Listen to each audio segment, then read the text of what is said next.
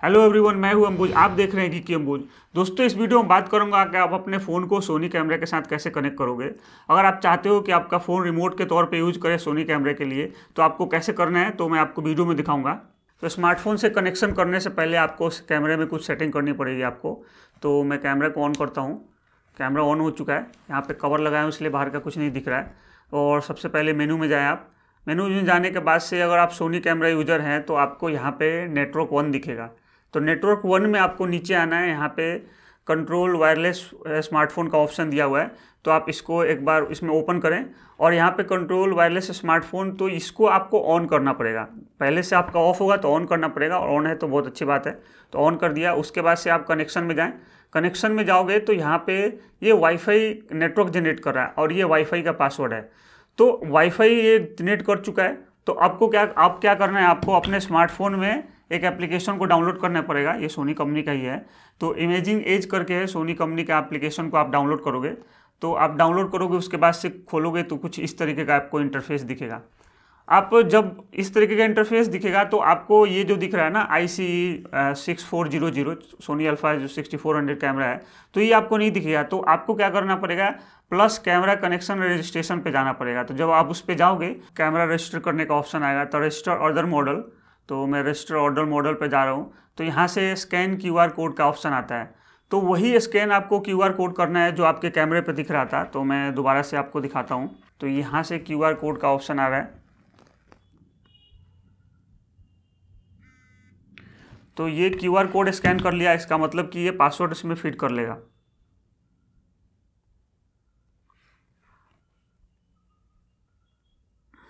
कभी कभी दिक्कत करता है, तो मैं आपको बताता हूँ।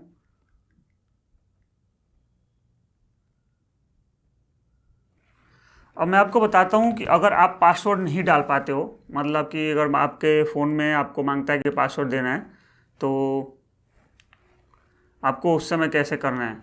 तो यहाँ पे आप आओगे, ये वाईफाई जनरेट करता है। ये वाईफाई जनरेट करता है, लेकिन अगर आप इसको पासवर्ड या पासवर्ड इसका मैनुअली आप अपने फ़ोन में फिट करना चाहते हो, तो आप उस पासवर्ड कैसे आएगा आपके पे। तो पासवर्ड के लिए आपको क्या करना है, कनेक्शन पे जाना है दोबारा से। कनेक्शन पे जाने के बाद से फिर आपको क्या करना है कि ये वाला जो बार बार हट जा रहा है, क्यों प्रॉब्लम कर रहा है मुझे नहीं पता। तो आपको यहाँ से पासवर्ड पे जाना है, कनेक्शन पे जाना है। कनेक्शन पे जाने के बाद से फिर ये डिलीट का बटन प्रेस करोगे तो यहाँ पे आप देखो SSID पासवर्ड और डिवाइस नेम आ जा रहा है। तो यहाँ से आप मैनुअली फिट भी कर सकते हो अपने पासवर्ड को।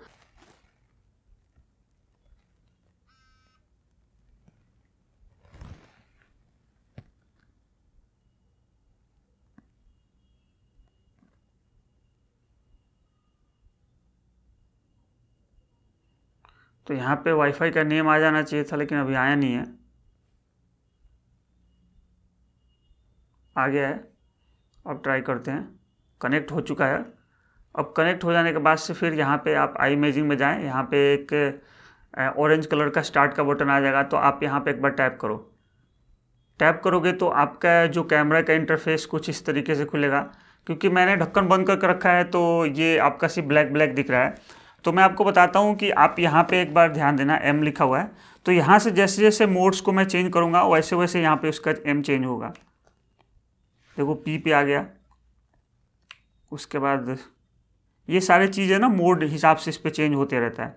तो मैं अभी शूट मोड में हूँ, इसके कैमरे के शूटिंग मोड में हूँ। तो यहाँ से मैं अपने या जो शूट मोड में, तो मैं बता दूँ कि जो शटर स्पीड है 1/100 है, अपर्चर है 2.2 पे है, और एक्सपोजर है, और यहाँ पे ISO ऑटो करके रखा हुआ है। तो अगर मैं शूट स्टार्ट करना चाहता हूँ, मैं आपको दिखाता हूँ कि इस ढक्कन को खोलता हूँ तो इस तरीके से आपको कुछ दिखेगा। तो अगर आपको शूट स्टार्ट करना है तो यहीं से आप शूट स्टार्ट कर सकते हैं। यहाँ से आप देखो कि ये रिकॉर्डिंग स्टार्ट हो चुका है, रिकॉर्डिंग 01। मैं इसको यहीं से बंद कर देता हूँ।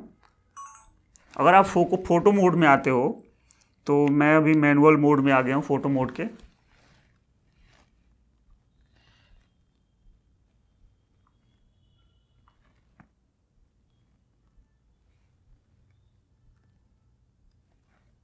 अभी फिर से कनेक्ट करना पड़ेगा मुझे।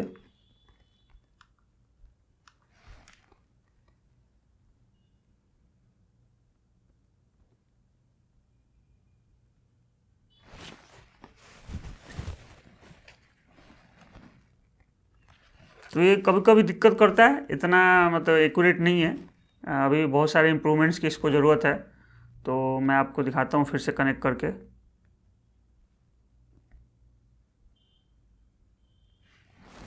फिर से मैं स्कैन करता हूँ इसके।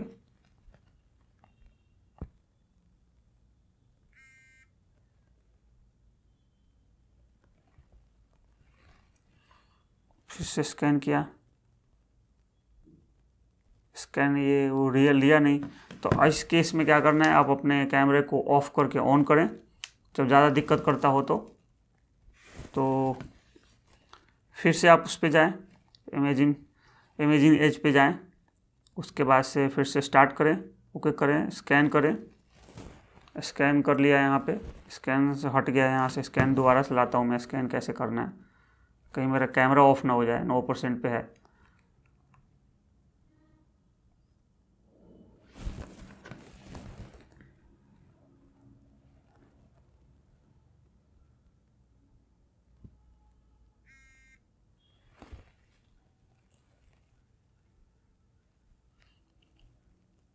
तो आप देख सकते हैं कि कितना परेशान कर रहा है। मतलब कि इतना ख़राब इंटीग्रेशन सॉफ्टवेयर का मैंने आज तक नहीं देखा है।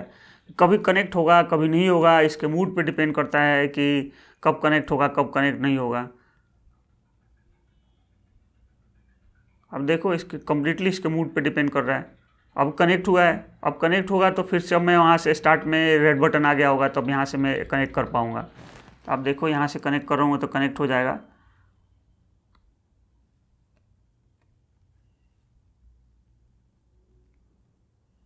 तो आप देखो यहाँ से कनेक्ट हो गया। अब मैं आपको बताता हूँ कि अगर आप फ़ोटो लेना चाहते हो तो मैं आपको फ़ोटो ये लेके दिखाता हूँ। यहाँ से फ़ोटो ले लेता है। तो आप अब देखो, फ़ोटो लेने के बाद से आपको अपने मतलब कि कैमरे स्क्रीन पे दिखेगा भी। आप अपने फ़ोन के गैलरी में भी देख सकते हैं इस फ़ोटो को। यहाँ पे आप देखो, ये दिखा रहा है। तो ये जो फ़ोटो फ़ोन में दिखाता है वो छोटा साइज़ में होता है, एक्चुअल साइज़ में आपके कैमरे में होता है। तो आप इसको यहाँ से मैनुअली चेंज कर सकते हैं। आप अपने शटर स्पीड को आप देखो यहाँ पे बढ़ा सकते हो, घटा सकते हो।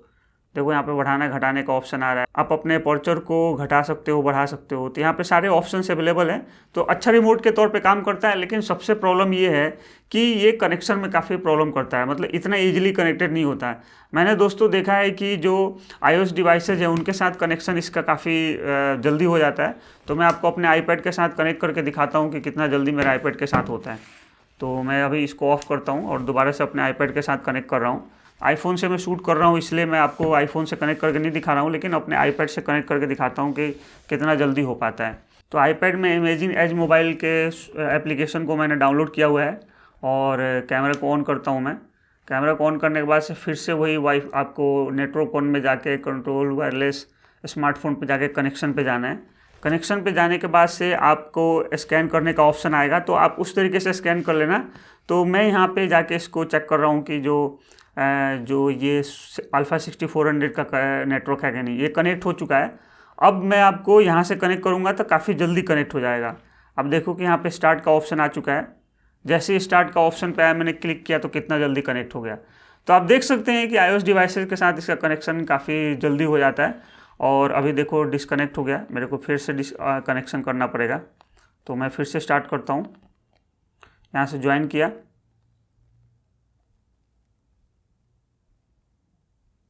अब ये बैकग्राउंड में क्या कर रहा है कि वाईफाई के साथ कनेक्ट कर रहा है। तो वाईफाई के साथ कनेक्ट हो गया। अब देखो यहाँ पे कनेक्शन भी हो गया।